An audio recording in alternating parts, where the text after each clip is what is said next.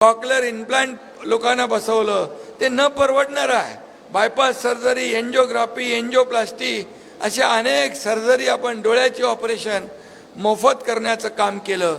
आणि म्हणून हा वैद्यकीय कक्ष जो आहे मंगेश चिवटे यांच्या नेतृत्वाखाली संपूर्ण महाराष्ट्रभर प्रत्येक जिल्ह्यामध्ये या ठिकाणी गेलेला आहे. आणि म्हणून किती शेकडो ॲम्ब्युलन्स आपण या ठिकाणी जिल्ह्यात दिल्यात. आणखी बऱ्याच लोकांच्या मागण्या येत आहेत. सांगोल्याला पण दिले का? अजून पाहिजे का?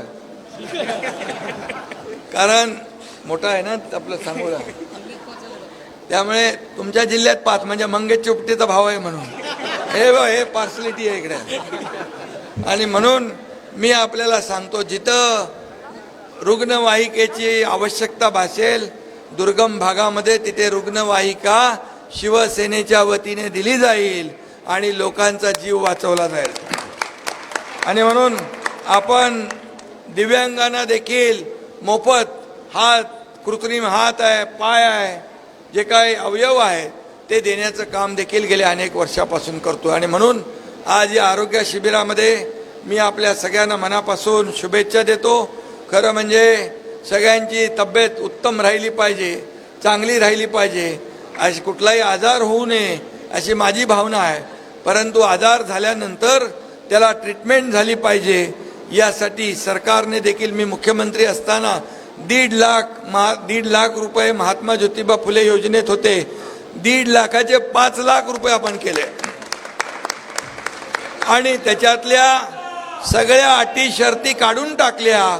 आता जेवढी जनता या महाराष्ट्रात आहे 12.5-13 कोटी, या प्रत्येकाला, प्रत्येक परिवाराला 5 लाख रुपयाची मदत यामधून होणार आहे.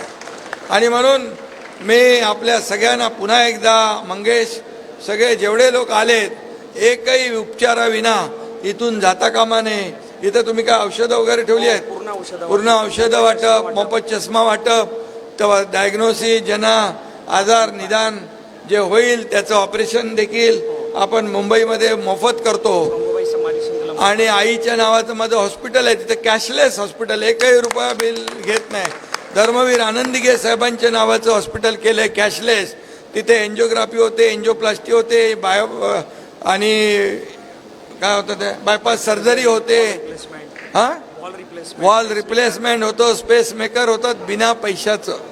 आणि त्यामुळे हे आरोग्याचा जो काही यज्ञकुंड आपण सुरू केलेला आहे तो अतिशय मोठ्या प्रमाणामध्ये या ठिकाणी त्याची व्याप्ती वाढते. सगळ्यांना मनापासून शुभेच्छा. येताना बघितलं उष्णता खूप आहे बापू, आणि म्हणून उष्णतेची लाट आहे. उन्हामध्ये डोक्यावर काय घेतल्याशिवाय फिरू नका, आणि पाणी भरपूर प्या आपण, अशी देखील आपल्याला विनंती करतो. डोक्यावर टोपी किंवा डोक्यावर कपडा बांधून आपण या ठिकाणी प्रवास करावा, अशा प्रकारच्या आपल्याला माझ्याकडून शुभेच्छा आहेत. पुन्हा एकदा सगळ्यांना खूप खूप.